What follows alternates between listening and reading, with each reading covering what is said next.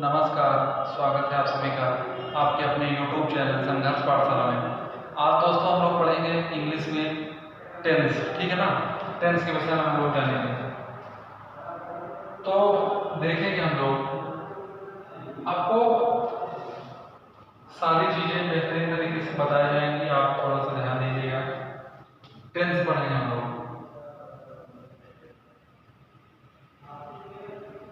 Tense का मतलब होता है काल या समय, ठीक है दोस्त।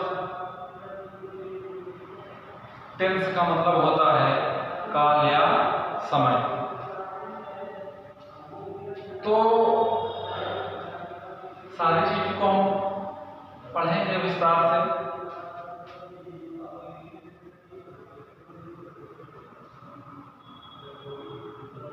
टेंस हमारा 3 प्रकार का होता है, ठीक है दोस्त। टेंस का मतलब ही होता है काल या समय, ठीक है। तो 3 प्रकार का टेंस होता है, जानेंगे उसके विषय में हम लोग। पहला हो गया प्रेजेंट टेंस। पहला हो गया प्रेजेंट टेंस। दूसरा पास्ट टेंस।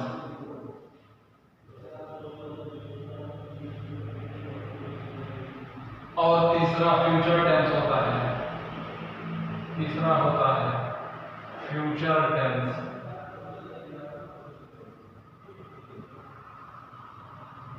तीसरा होता है फ्यूचर टेंस।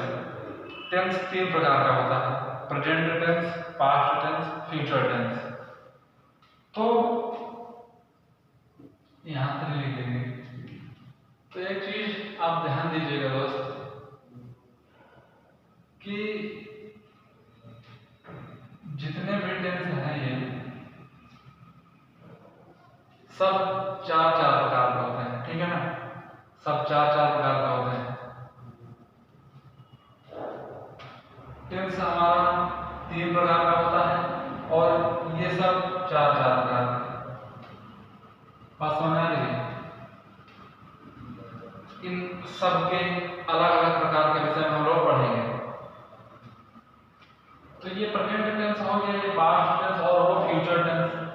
टेंस के 3 प्रकार हो गए, ठीक है। तो हम लोग देखेंगे प्रेजेंट टेंस का पहला प्रकार होता है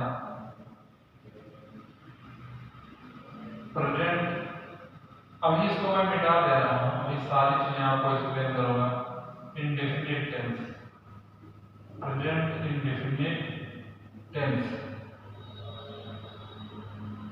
ये प्रेजेंट टेंस का पहला प्रकार हो गया, ठीक है। थोड़ा सा लाइन कर दूंगा, नहीं तो चीजें अब नहीं दिख सकती। ये हो गया। अब होगा दूसरा होगा present continuous tense. Present continuous tense.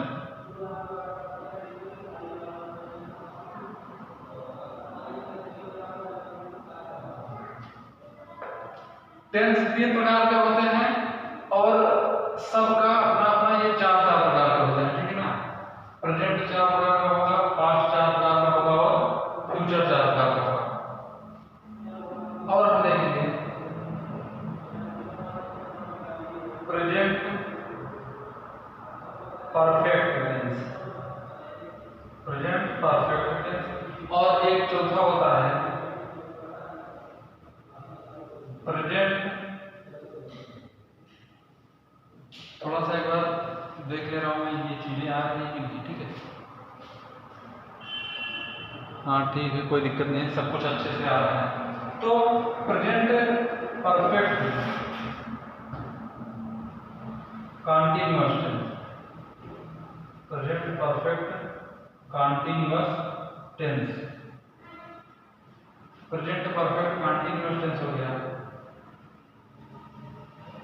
आपको एक चीज इसमें समझाऊंगा मैं कि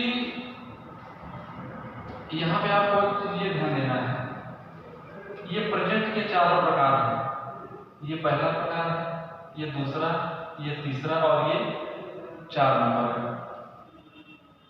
टेंस 3 प्रकार का होता है और इसके भी 4 प्रकार होते हैं, इसके भी 4 प्रकार और इसके भी 4 प्रकार, सब मतलब 4 प्रकार के हो गए।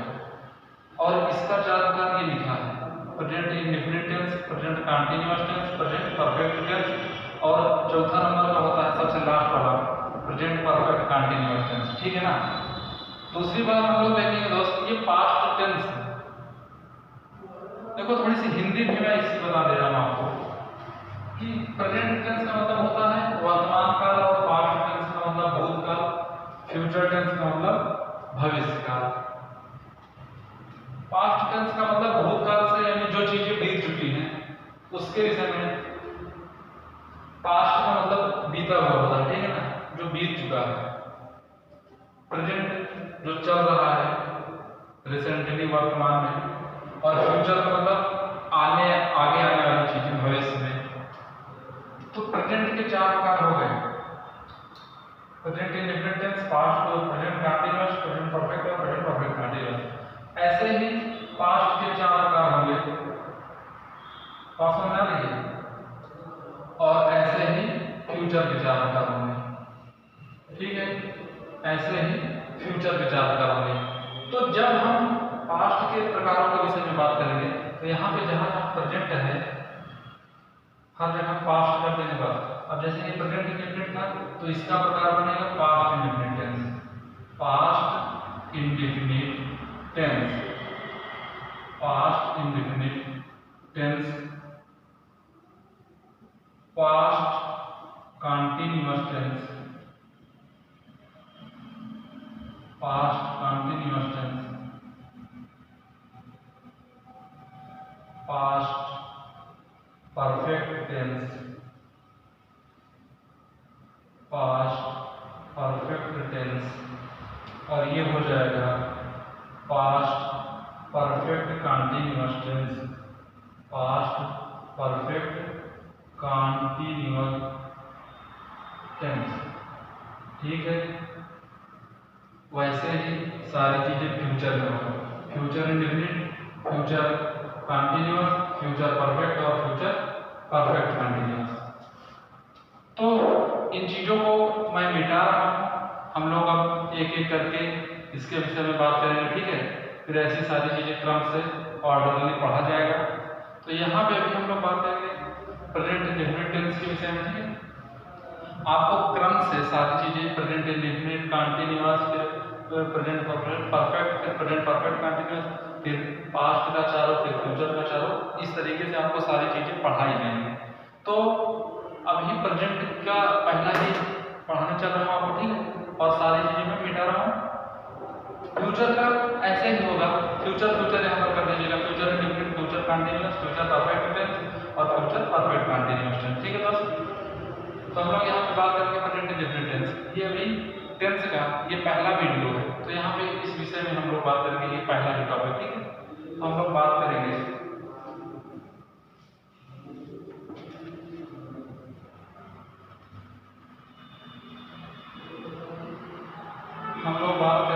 प्रेजेंट इंडेफिनिट टेंस के विषय में। ठीक है, प्रेजेंट इंडेफिनिट टेंस के विषय में हम लोग बात करेंगे। तो आइए देखते हैं। तो प्रेजेंट इंडेफिनिट टेंस के विषय में देखा जाए थोड़ा सा कि प्रेजेंट इंडेफिनिट टेंस होता क्या है। ये प्रेजेंट का पहला प्रकार है, प्रेजेंट टेंस का। ठीक है ना, present indefinite tense, present indefinite tense.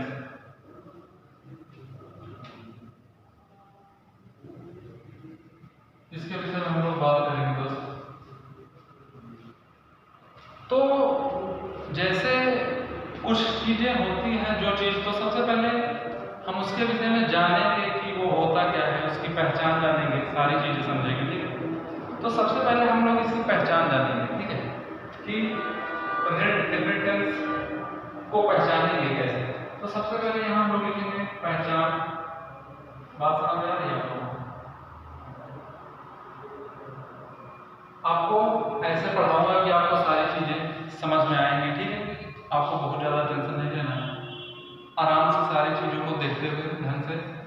तो प्रेजेंट इंडेफिनिट टेंस का मतलब समझेंगे हम लोग पहचान। जो प्रेजेंट इंडेफिनिट टेंस होता है, इसका जो वाक्य होगा हिंदी में, उसके लास्ट में जो आपकी मुख्य क्रिया होगी, ठीक है ना, मुख्य क्रिया के अंत में ता है, ती है, ते है, ताम आदि चीजें लगी होंगी, ठीक है ना। अब क्रिया क्या होती है, मुख्य क्रिया का मतलब मैं बता रहा हूं आपको सारी चीजें।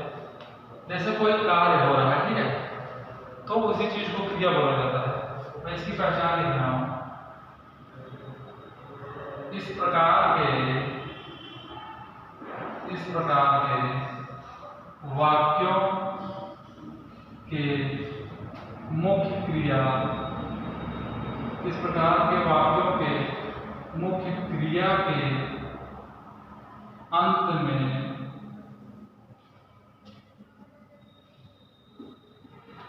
ता है, ती है, ते हैं, ता हूं आदि शब्द आते हैं, ठीक है ना, आदि शब्द आते हैं, आदि शब्द आते हैं।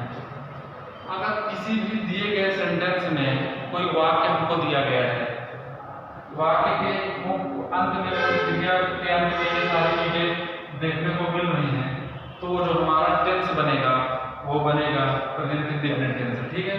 आपको मैं उदाहरण में बता दे रहा हूं। जैसे वह पढ़ता है, वह पढ़ता है, मैं पढ़ाता हूं।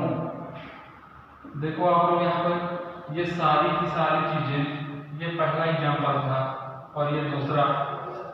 तो यहाँ पे देखो ता है, यहाँ पे भी ता है, ठीक है ना, ता हूं आ गया। तो ये देखो, ये जो आया है, ये आया है मेन वर्ब, यानी मुख्य क्रिया। ये पढ़ता हमारा ये बना है किससे, पढ़ना से, ठीक है, और ये बना है पढ़ाना से। बात समझ में आ रही है। तो ये सारी चीजें देखो, पढ़ना एक कार्य है ना, पढ़ना एक कार्य है और पढ़ाना भी एक कार्य ही है। तो क्रिया, ये सारी चीजें क्रिया होती है जहां पर कार्य कोई होता है, तो कुछ जो कार्य किया जाता है उसको हम लोग क्रिया बोलते हैं। तो यहाँ पर देखो, इसी मुख्य क्रिया के अंत में ता है और ता हूं आ गया, ठीक है। तो इस प्रकार का जो सेंटेंस होगा हमारा, वो प्रेजेंट इंडेफिनिट टेंस होगा। हम लोग इसके रूल्स जानेंगे, इसका इंग्लिश में ट्रांसलेशन कैसे क्रिएट करना है, ये सारी चीजें हम लोग सीखेंगे, ठीक है। तो हम लोग समझेंगे सारी चीजों को। इसमें आपको कुछ चीजें बताना है मुझे।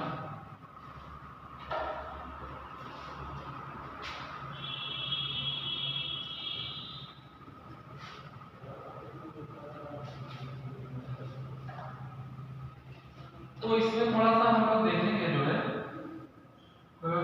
रूल्स के विषय में थोड़ा सा समझेंगे। रूल्स, कुछ रूल होंगे जिससे कि इंग्लिश में ट्रांसलेशन किया जाएगा। तो रूल्स में हम लोग समझेंगे सबसे पहले स्ट्रक्चर में इसका लिखा रहा हूं, ठीक है। रूल्स क्या, इसका स्ट्रक्चर में लिखा जो रूल होता है। सबसे पहले होगा हमारा सब्जेक्ट, फिर वर्ब की फर्स्ट फॉर्म में यस या यस प्लस ऑब्जेक्ट। बात समझ में आई? सबसे पहले सब्जेक्ट होगा, फिर वर्ब की फर्स्ट फॉर्म में यस या यस प्लस ऑब्जेक्ट होगा। अब काफी सारी चीजें हमको बताना है कि जो यस या यस लगाएंगे वो किसके साथ लगाएंगे, किसके साथ नहीं लगाएंगे। तो जो ये यस या यस लगाएंगे वो सिंगुलर सब्जेक्ट के साथ लगेगा, ठीक है। समझ सकते हैं, जैसे आप कह दीजिए कि थर्ड पर्सन के सिंगुलर सब्जेक्ट के साथ। Third person. अब आप सोचेंगे कि ये पर्सन क्या है, आपको सारी चीजें ऐसे बीच बीच में ऐसे मैं बताऊंगा, ठीक है। First person, second person, third person के प्रोनाउन होते हैं, ऐसे बता दूंगा आपको बीच बीच में। तो यस या यस उसके साथ लगता है जो थर्ड पर्सन का सिंगुलर होता है, ठीक है ना। जो थर्ड पर्सन में जितने सिंगुलर होते हैं उनके साथ लगता है। तो हम लोग देखेंगे ही, सी, इट और किसी भी व्यक्ति का जो नाम होगा, ठीक है ना, किसी भी व्यक्ति का नाम, किसी व्यक्ति का नाम, किसी व्यक्ति का नाम, किसी प्राणी का नाम, मतलब महिला पुरुष कुछ भी होगा, ठीक है, किसी का भी नाम होगा। ऐसा नहीं है यहाँ पे चाहे मेल होगा चाहे फीमेल, सबके साथ में यस या यस हम लोग लगाएंगे। कहाँ पर? मेन वर्ग में। दूसरी चीज प्लूरल, आपके जितने सब्जेक्ट हैं, ठीक है, आपके जितने प्लूरल सब्जेक्ट हैं और आपका जो आई, ठीक है, इसके साथ भी आपके जितने प्लूरल सब्जेक्ट हैं यस या यस उसके साथ नहीं लगेगा। प्लूरल सब्जेक्ट के साथ यस या यस नहीं लगाएंगे और आई के साथ भी यस या यस नहीं लगाएंगे। मतलब ये जो यस या यस हम लोग लगाएंगे वो लगाएंगे थर्ड पर्सन के सिंगुलर सब्जेक्ट्स के साथ। बात समझ आ रही है? तो ये तो थोड़ा सा आपको हिंट कर रहा था। और यस या यस प्लूरल के साथ नहीं लगेगा और आई के साथ भी हम लोग नहीं लगाएंगे। अभी मैं सारी चीजें आपको क्लियर करूंगा, कि तो थोड़ा सा आपको हिंट दे रहा है जैसे। और एक चीज और, ये आपका जो रूल है ये अफर्मेटिव सेंटेंसेस के लिए है, ठीक है ना। ये अफर्मेटिव सेंटेंसेस के लिए है, अफर्मेटिव सेंटेंसेस के लिए है। तो हम लोग देखेंगे यहाँ पे ट्रांसलेशन करेंगे। जैसे कोई वाक्य दिया है, वह पढ़ता है, वह पढ़ता है। देखो अभी आपको यहाँ पे एक छोटी सी बात बताई थी, पर्सन। तो पर्सन के विषय में हम लोग थोड़ा सा समझ लेंगे कि फर्स्ट पर्सन क्या होता है, सेकंड पर्सन और थर्ड पर्सन क्या होता है।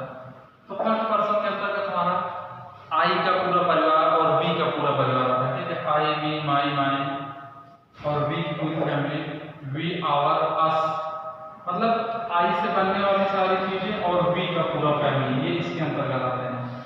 सेकंड के अंतर्गत यू की पूरी फैमिली आती है। थर्ड पर्सन के अंतर्गत ही, सी की पूरी फैमिली और दे की पूरी फैमिली आती है। बात में इन सब की पूरी फैमिली आती है, मतलब इनसे सारे बनने वाली चीजें थर्ड पर्सन के अंतर्गत आती हैं। ये आपको जब मैं प्रोनाउन पढ़ाऊंगा तो वहां पे एक्सप्लेन करूंगा ढंग से, ठीक है।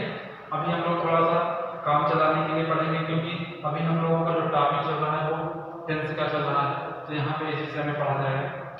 तो इसका जो ट्रांसलेशन बनेगा वो होगा, देखो सबसे पहले यहाँ पे लिखना है सब्जेक्ट।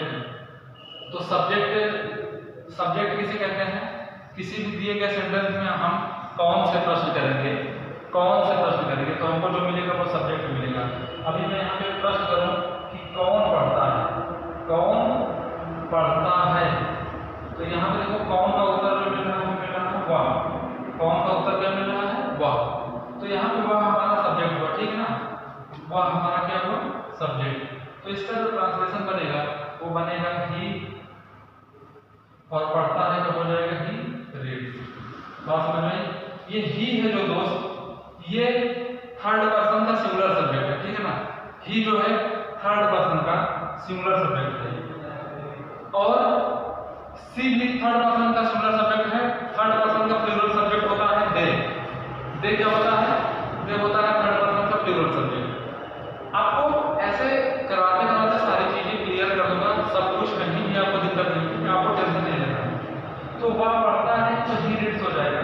अब हम खेलते हैं, हम खेलते हैं, इसका जो ट्रांसलेशन बनेगा दोस्तों, देखो वह सिंगुलर सब्जेक्ट था, ठीक है, वह सिंगुलर सब्जेक्ट था, इसलिए इसके साथ वह फर्स्ट फॉर्म में यस लग गया है। यस और यस लगेगा उसके साथ सिंगुलर सब्जेक्ट के जो थर्ड पर्सन के सिंगुलर सब्जेक्ट होंगे उनके साथ वर्ब जो फर्स्ट फॉर्म में लगेगा, ठीक है। और प्लूरल के साथ यस है यस बिल्कुल हम लगाएंगे ही। तो हम कहते हैं कि इसका हो जाएगा वी प्ले। अब देखो ये प्ले क्यों हुआ है, प्लेज क्यों नहीं होगा, ये प्लेज इसलिए नहीं होगा क्योंकि वी हमारा कैसा सब्जेक्ट है, वी हमारा प्लूरल सब्जेक्ट है। बात समझ में आई? देखो अभी हम लोग इसमें अफर्मेटिव के विषय में पढ़ेंगे ज़्यादा, बहुत ज़्यादा, और सब मतलब और दूसरे वीडियो में निगेटिव इंट्रोगेटिव और जितने प्रकार होते हैं सेकंड टाइप इंट्रोगेटिव निगेटिव के जितने, ठीक है, सारी चीज़ें बताऊंगा। तो अभी हम लोग इसमें सिर्फ थोड़ा सा अफर्मेटिव के विषय में चर्चा करेंगे और अभी डीपली से चर्चा करेंगे, ठीक है। तो हम लोग देखेंगे, थोड़ा सा क्वेश्चन आना चाहिए ना, करना है हमको, कुछ प्रश्न इसके करेंगे, ट्रांसलेशन बन रहा है कि नहीं, इन सब चीज़ों को थोड़ा सा देखा जाएगा।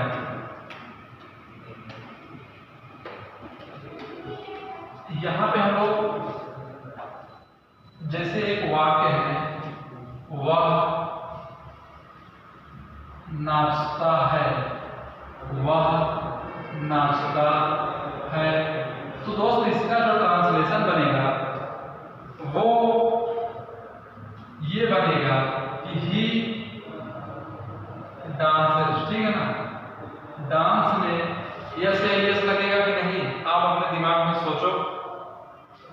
देखो ही हमारा थर्ड पर्सन है और थर्ड पर्सन का सिंगुलर सब्जेक्ट है, तो मैं बताया था कि थर्ड पर्सन के सिंगुलर सब्जेक्ट के साथ यस है यस लगेगा, तो ही डांसेस हो जाएगा, बिल्कुल सही है, ठीक है। ही डांसेस, वह, और लिख दे रहा हूं, तुम दौड़ते हो, तुम दौड़ते हो। देखो यू तो प्लूरल सब्जेक्ट, ठीक है, थर्ड सेकंड पर्सन में है, तो यू के साथ हम लोग लगाएंगे प्लूरल वर्ब, ठीक है। यू के साथ देखो यू और आई, वैसे तो ये सिंगुलर सब्जेक्ट कह सकते हैं हम लोग, ठीक है ना। तुम यू अकेले हैं, ठीक है, तुम दौड़ते हो, तो यू हमारा प्लूरल सब्जेक्ट नहीं होता, मगर इसका जो रूल है प्रेजेंट इंडेफिनिट टेंस का, वो थर्ड पर्सन के सिंगुलर के साथ लगता है, तो ये तो सेकंड पर्सन का सिंगुलर सब्जेक्ट है ना, तो यहाँ पे यस यस नहीं लगेगा, ठीक है। यू रन, यू रन, ये सेकंड पर्सन का है, ठीक है।